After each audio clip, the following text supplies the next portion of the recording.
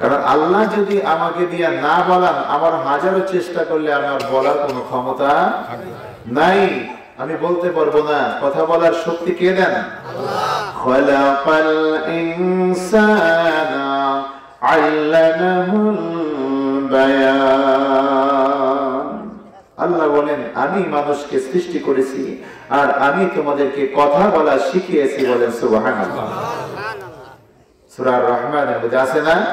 সূরা আর-রহমান তো সবাই শোনেন।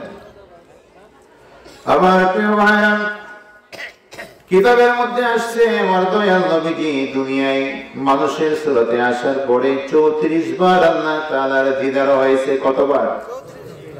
যে কথা বলেন না ভাই, ভাই ঘুমাইছে নাকি? ভাই ঘুমায়েন না।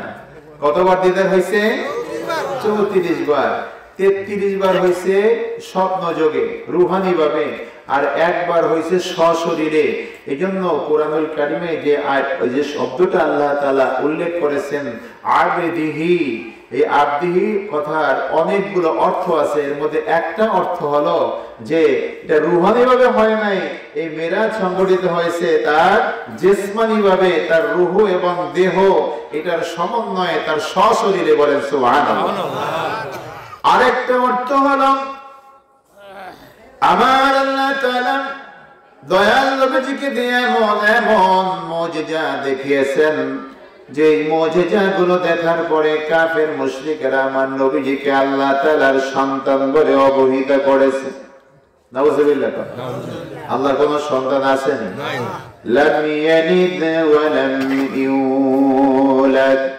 আল্লাহ বলে আমি কারো সন্তান নই আর আমারও কোনো সন্তান নাই। বলেন সুবহানাল্লাহ। সূরা ইখলাস আছে না? কথা কোন আছে না? নাই।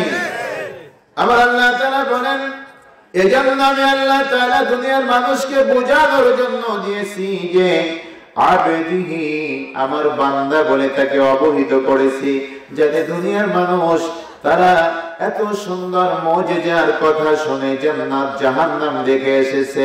দুনিয়ার কোন মানুষ, কোন নবী রাসূল এটা পারে নাই। আমার রাসূলকে আল্লাহ তাআলা দেখাইলো।